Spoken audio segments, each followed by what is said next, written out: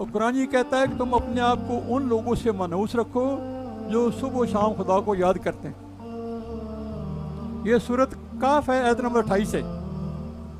آپ ان اللہ کی رضا چاہتے ہیں، کیا آپ ان کو چھوڑ کے ان کے پاس جاؤ گے جو اللہ کو بھول بیٹھے؟ اللہ نے ان کو بلا دیا،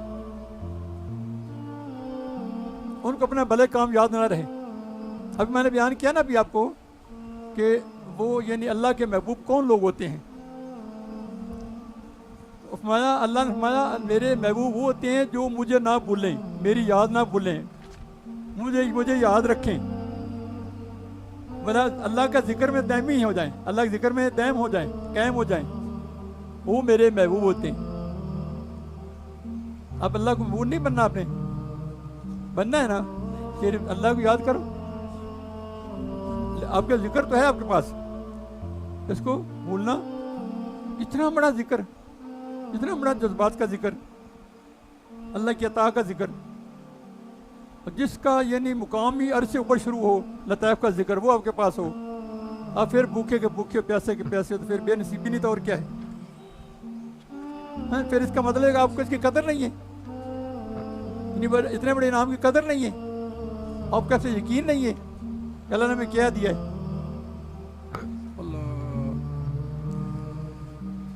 وہ جس دوست سے آپ کو سبق ملا ہے اس دوست کو نہ چھوڑنا، اس کی سنگت کو بقا دو اور قائم رکھو.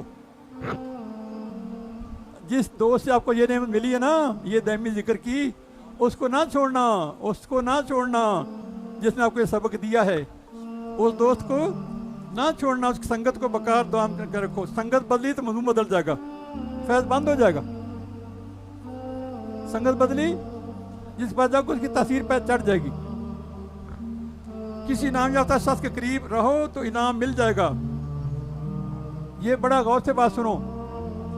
انعام میں حاصل کی ہوئی چیز کو انعام دینے والے کی رضا کے مطابق استعمال کرنا، ورنہ اس کے خلاف کرو گے محروم ہو جاؤ گے. اس لیے عطا کی شے کو عطا کرنے والے کی رضا کے مطابق استعمال کرو، ورنہ عطا سے الگ ہو جاؤ گے.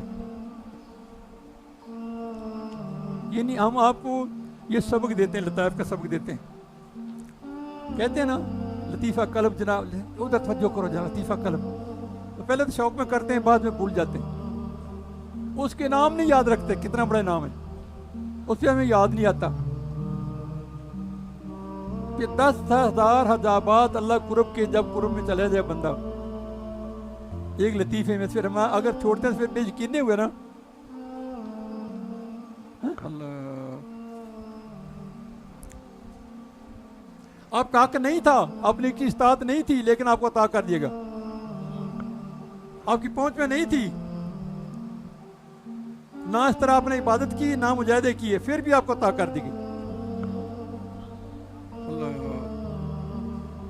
اور عطا امانت ہوتی ہے، جو من خیانت کہتا ہے آپ نے پہلے بتا دیا. یہ عطا کیا ہوتی ہے یا امانت ہوتی ہے؟ نہیں. اللہ،